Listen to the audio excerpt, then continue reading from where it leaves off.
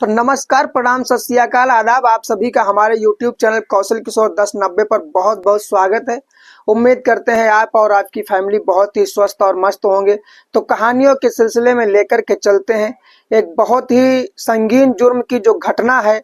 ये घटना कुछ इस प्रकार से हो जाती है कि लालच और कायरता के बंधे जो लोग होते हैं, लालच के पुजारी जो लोग होते हैं, वो अपनी जिंदगी में किस हद तक नीचे गिर जाते हैं पता ही नहीं चलता है कि वो क्या कर रहे हैं, क्या सही है क्या गलत है।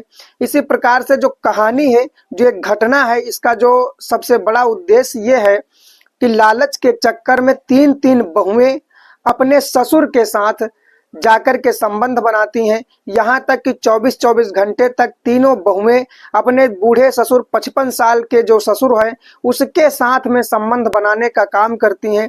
कभी एक, कभी दो, कभी तीन, कभी सात, तीनों मिलकर के अपने ससुर के साथ संबंध बनाती हैं, जिसकी उम्र 55 साल होती है और उसका नाम राजकुमार है।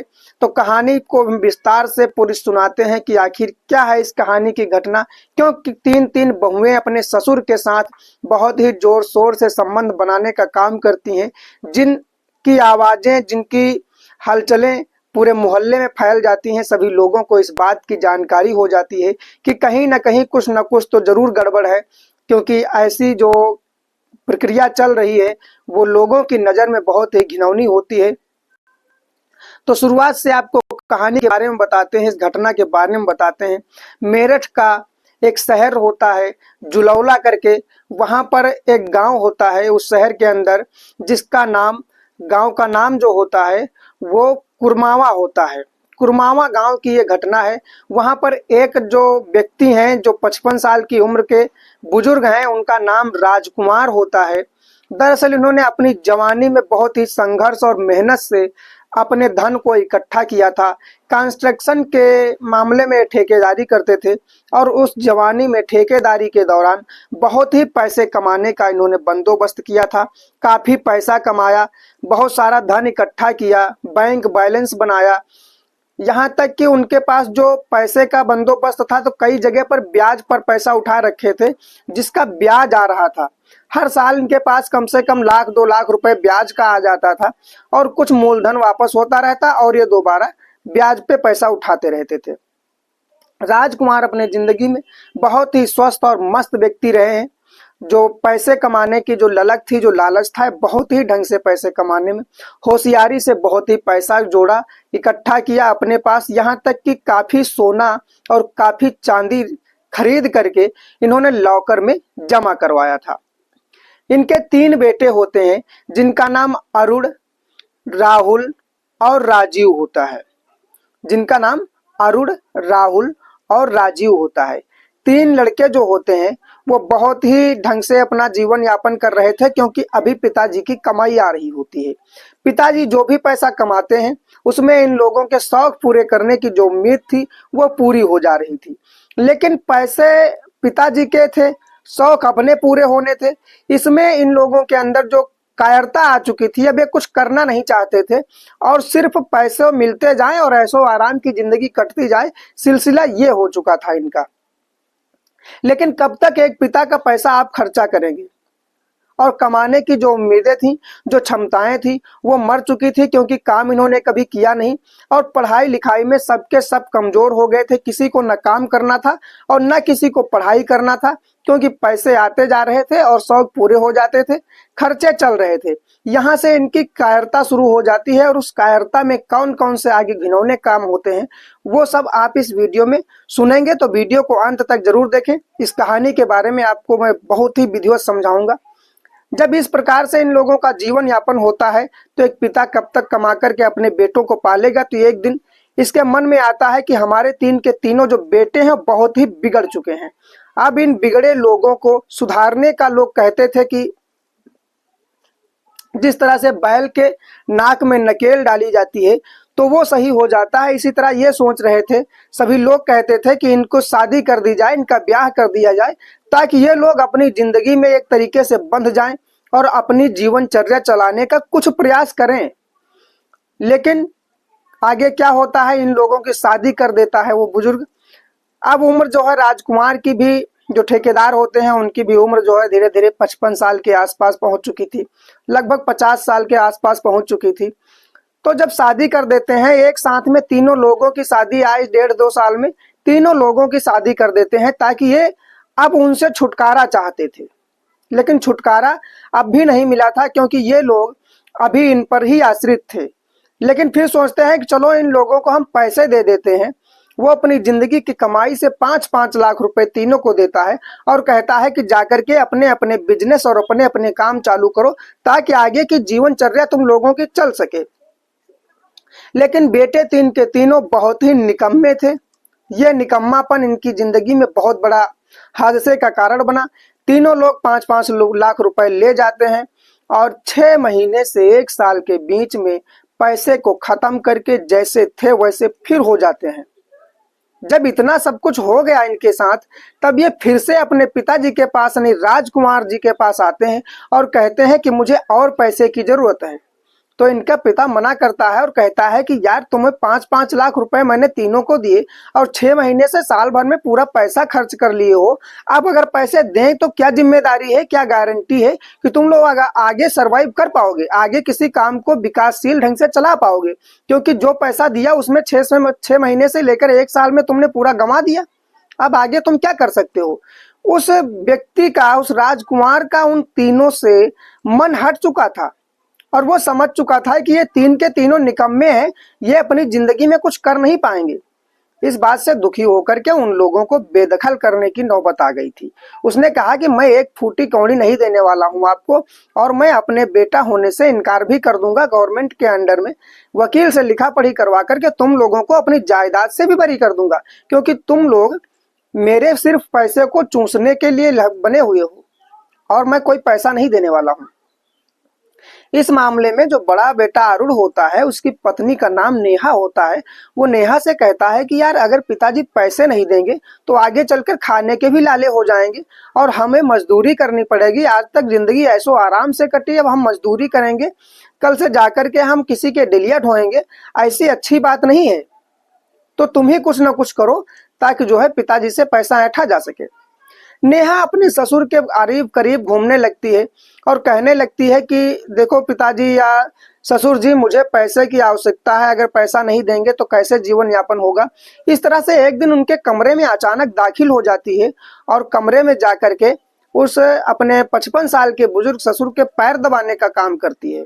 पैर दबाने लगती है, जाकर के तेल लगाती है, मालिश करती है, कहती है मैं सारी जिम्मेदारी आपकी उठाऊंगा, आप मेरे साथ जिस तरह रहना चाहें उस तरह से रह सकते हैं, बहू बना कर रखें, पत्नी बना करके रखें, मैं हर जगह से रहने के लिए तैयार हूं।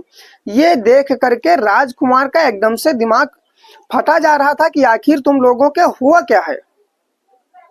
लेकिन वो कहती है कि जैसा ही है वैसा सही है, देखो मुझे पैसे की जरूरत है, अगर आप इस तरह से हट जाएंगे तो मेरी जिंदगी बर्बाद हो जाएगी, ब्याह करके आप लाए थे, जिम्मेदारी आपकी भी है।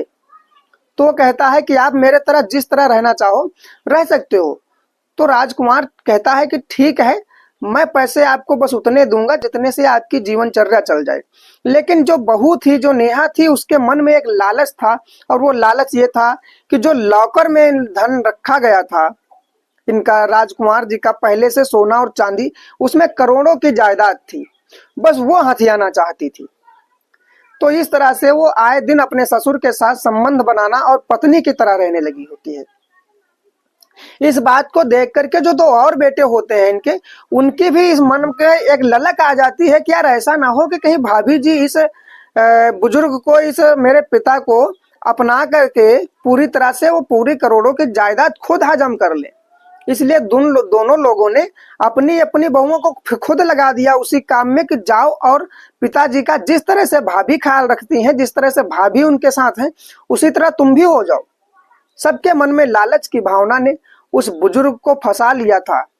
अब वो बुजुर्ग तीनों के साथ संबंध बनाने का, शारीरिक शोषण करने का, यौन शोषण करने का जो कार्यक्रम था वो चलने लगा था। राजकुमार भी अब उसी में मस्त हो गया था। उसे पता ही नहीं चल रहा था कि मैंने क्या किया है, मैं सही कर रहा हूँ, गलत कर रहा हूँ, वो भी उसी में मस्त हो गया। और उस व्यक्ति को क्या था, 55 साल की उम्र में 3-3 जवान बहुएं, उन लोगों के साथ में शारीरिक संबंध। राजकुमार का भी जो है दिमाग पगला चुका था, वो भी नहीं समझ पा रहा था कि मैं क्या कर रहा हूँ। आखिर इन तीनों का जो प्लान था वो बस यही था कि जैसे ही वो जायदाद हाथ लगती है, मैं इस बुजुर्ग का काम तमाम कर दूंगा, उसे जान से मार दूंगा और सारी संपत्ति हथिया लूंगा। लेकिन ये प्लान धीरे धीरे कामयाब होने वाला ही होता है। एक दिन लॉकर से वो सारी चीजें निकलवाई जाती हैं और कहते हैं कि उसे तीनों लोगों को हिस्सा बांट दिया जाए, क्योंकि तुम्हारे मरने के बाद हमारा ही तो है। वो कहता है ये बात सही है, लेकिन जब तक मैं नहीं मरता हूँ तब तक वो संपत्ति मैं किसी को बांटूंगा नहीं। घर लेकर आता है, वो एक अच्छी जगह छुपा देता है और छुपाई हुई जो उसकी जगह होती है वो किसी को भी नहीं बताता है और कहता है कि मैं बैंक से वापस लेने में दिक्कत होगी अगर मेरी जान चली जाती है, क्योंकि अब बुजुर्ग हो चुका था। तो उसने उस संपत्ति को ऐसी जगह छुपा दिया और कहा कि मैं मरने के पहले बता दूंगा तुम लोगों को वो संपत्ति कहाँ है, आपस में तीनों लोग बांट लेना। लेकिन इन तीनों बहुओं को और तीनों लड़कों को बहुत ही जल्दी थी। इन लोगों ने एक दिन वो सारे घर को खंगालने की कोशिश की कि आखिर है कहाँ, और आखिर एक दिन वो कामयाब हो गए। वो उस जायदाद को ढूंढने में कामयाब हुए और वो जायदाद ढूंढने से उनको मिल जाती है। लेकिन जैसे ही वो मिलती है, पहला लड़का, उसके मन में लालच आता है, वो कहता है मैं दो और किसी को नहीं दूंगा। वो उठाता है और भाग ही रहा होता है, तब तक पीछे से दो भाई जाते हैं और उसकी जान ले लेते हैं। दोनों लोगों को मार देते हैं। वो पति और पत्नी, बड़े वाले भैया और भाभी जो होते हैं, इनके दोनों लोगों को मार देते हैं। लेकिन दोनों लोगों के अंदर फिर से लालच आ जाता है और वो एक दूसरे के साजिश में एक दूसरे की जान लेने के बिल्कुल आदी हो चुके थे, बिल्कुल जान से मार देना चाह रहे होते हैं। तब तक वो राजकुमार पीछे पीछे आ जाता है और पूछता है कि तुम लोग क्या कर रहे हो, कहाँ भागे जा रहे हो। उस वक्त उन चारों लोगों ने सबसे पहले उचित समझा कि इस बुजुर्ग अपने पिता को ही मार दिया जाए। उन लोगों ने उस अपने पिता को सीधे मार देते हैं। वो एक उसमें भाला लेकर के दौड़ते होते हैं जिससे अपने बड़े भाई और भाभी को मारा था, उसी भाले से अपने पिता का भी कत्ल कर देते हैं। ऐसी हालात में जब ये हालात हो जाती है तो वहां पर तुरंत कई लोग इकट्ठा हो जाते हैं। सब लोग आते हैं और इन लोगों को रंगे हाथों पकड़ लेते हैं, देखते हैं कि इसने अपने पिताजी को मार दिया है इन चार लोगों ने। तब जब इतनी हलचल हो जाती है तो कोई वहां पर पुलिस बुला लेता है और पुलिस आती है, इन लोगों को पकड़ती है और इन लोगों के नाम पर मुकदमा होता है। 3 लोगों के मौत का 4 लोगों को जिम्मेदार ठहराया जाता है। चारों लोगों के खिलाफ 302, 201 के तहत मुकदमा दर्ज होता है और चारों लोगों को जेल भेजा जाता है। और जो वो खजाना होता है, जो संपत्ति होती है, वो गवर्नमेंट के अंडर में चली जाती है। तो इस प्रकार से एक परिवार जो लालच की भावनाओं में बह करके अपने परिवार को पूरी तरह से नस्तिनाबूद कर देता है। तो लालच ऐसा नहीं होना चाहिए जैसा इन लोगों के अंदर था। तो इस कहानी का सुनाने का जो मतलब है वो किसी को हैरान और परेशान करना नहीं था। बस कहानी में कुछ ऐसे लोग होते हैं, ऐसे घिनौने कृत्य करने वाले लोग होते हैं, जिनके बारे में मैंने जैसी जानी वैसी आपको बताई है। तो मैं इसी प्रकार की रोज रात 8 बजे कहानी सुनाता रहता हूँ। तो मिलते हैं कल रात 8 बजे। तब तक के लिए बहुत बहुत धन्यवाद वीडियो देखने के लिए। अगर वीडियो अच्छा लगता है तो लाइक कर दीजिएगा, चैनल को सब्सक्राइब कर दीजिएगा। मिलते हैं कल रात 8 बजे। तब तक के लिए नमस्कार, धन्यवाद, जय हिंद।